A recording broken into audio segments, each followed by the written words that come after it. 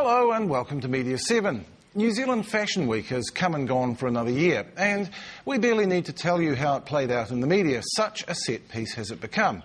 In this week's show, we'll look at how Fashion Week and other PR-driven events find their place in the news, look at the quality of reporting when they do, and wonder what news we don't see.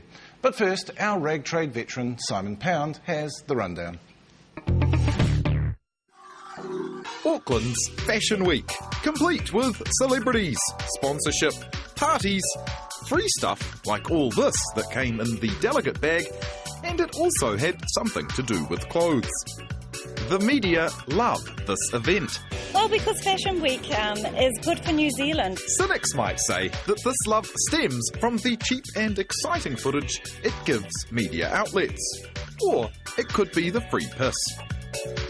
Some stories go to sources. I think it's some glamour and, sparkles, but really it's a lot of hard work. But some fall into the point-and-shoot school of news gathering. We leave you with Nom D's show at Fashion Week tonight. Point, shoot. But is this week really worth all the coverage it gets? Organisers claim that the week generates over $20 million of economic benefits. But they also claim it generates $50 million of editorial content. Or, another way to put that would be that the media gives them $50 million of free advertising. Are they having a laugh? Perhaps this official Fashion Week image may just sum up how all is not as it seems. The model is in an outfit from New Zealand designer Kate Sylvester. However, Kate Sylvester was not actually showing at Fashion Week. Confused? I am. It's enough to drive you to drink. Though it isn't just a Fashion Week issue, this close-up track covered a fashion lunch and launch put on by PDPR for a Farmers plus-size men's range. It got a 4.5-minute story on the high-rating show. PDPR did a good job for their client. The cost of a 4.5-minute advert would have been a fair bit more than these T-bone steaks. The search is over. Good old farmers have come to the rescue with their appropriately named T-bone range. Now, we're not meaning to pick on anyone here. In fact, I'm biting the hand that fed me that day. But it leads Media 7 to ask, is news just a bit too ready to embrace PR?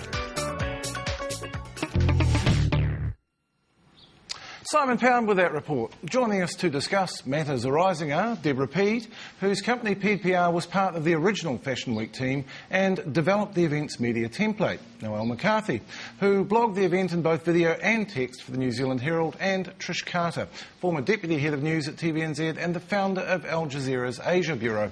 Welcome to you all. Deborah, could we start with you? This is, in essence, a trade show. Why does it also have to be a mainstream media event? Does that sell any more frocks? Oh, absolutely, Russ, and I'm glad you positioned it as a trade show because that's its primary importance. It's here to profile local designers to international media and to international buyers. And the difference would be our designers putting their products in a suitcase and hopping off to the world platforms and try and show it there. When you bring the media and buyers here and you show it en masse, you've got a much more powerful case. But why it crosses over into mainstream is that it's got an army of thousands working behind it. When you've got that combination of kaleidoscope of colour, beautiful models, and a lot of champagne-fueled occasions, of course it will cross into mainstream. Is it not also because there are sponsors who've put up a lot of money and they need their due in the media? Sponsors are an essential part of the process.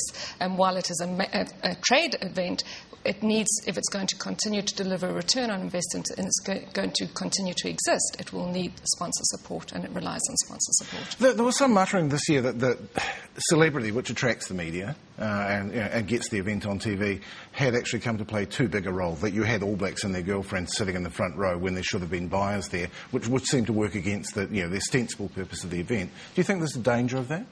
No, I don't think so. Look, celebrities are part and parcel of these events, and while you will have a celebrity front row to die for on one side of the runway, on the other side you will have your mainstream fashion designers and you will have your heavyweight buyers. So there is balance there. But let's respect that the social media are playing an increasingly important role, and there are more of them, and that's the content they're looking for.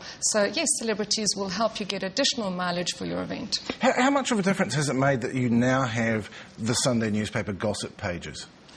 how much more of a difference? To the way the event is handled in the media sense. Well, the gossip columnists comment on the gossip. They don't comment on the fashions. Fiona Horton, for example, editor of Fashion Quarterly, won't be influenced by what celebrities you have in the front row. Her eyes will be firmly peeled on the garments on the runway.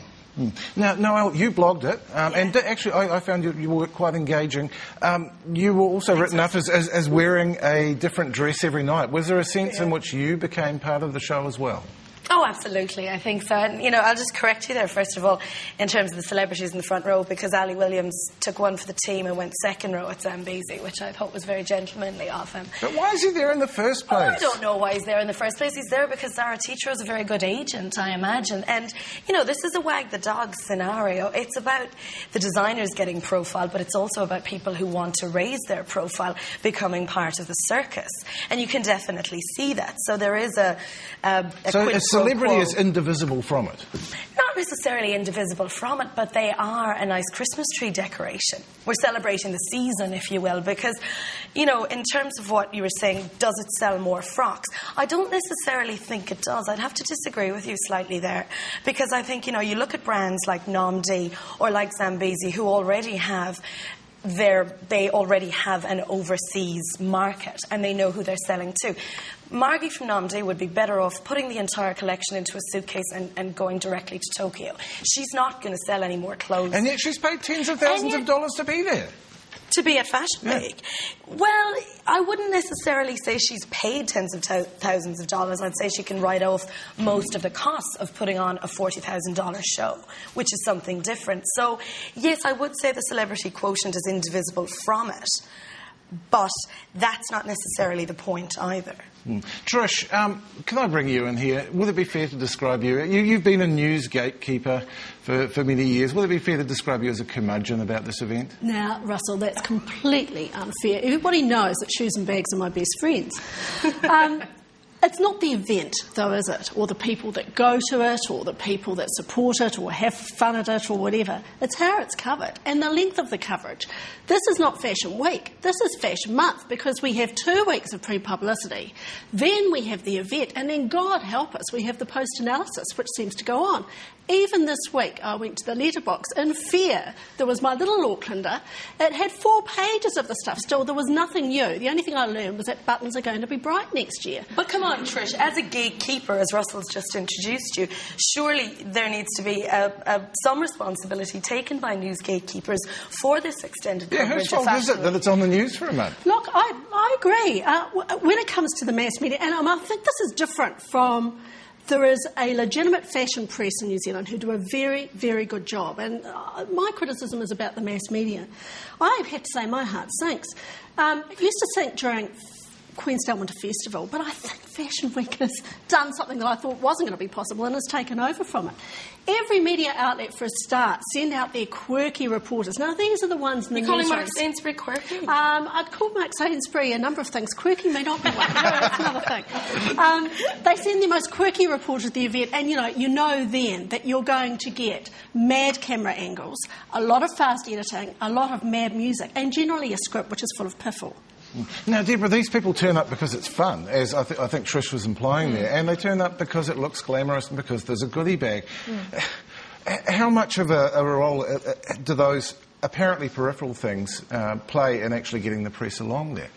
Well, I think the main role that they play is to help finance and liquidate this cost of staging Fashion Week. It's a huge exercise. So there's money in the goodie bags in terms of products being placed there? Sponsors would have had to part with money to get those products in the goodie bags. And for them, they do it because it's a brand alignment and they see the value of having their brand beside that designer and that show and with that audience. But how much a part it plays in driving press? Well, for every sponsor that's involved, there's a team of PR people. So, yes, it's a total onslaught on the press. And let's say you're still running the PR for this event. Which I'm not. Well, yeah, I know, you're not.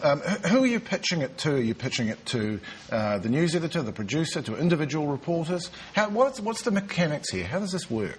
Well, primarily the fashion media, because if you're representing a fashion house, what you want is to treat this as a hardcore marketing exercise for them, and you want their fashions exposed to that fashion-buying public, the fashion media first.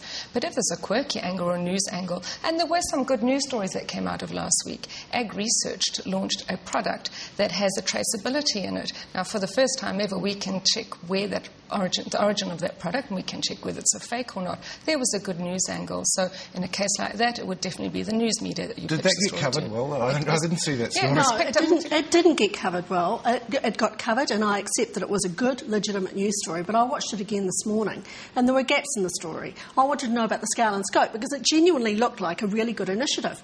And actually, if you're going to do Quirk, I wouldn't have minded someone following these men from Ag Research around, because I think that would have been quite amusing, I think, at some of the shows that they went to. But it was a pretty average story. I'll tell you some of the other stories that got done.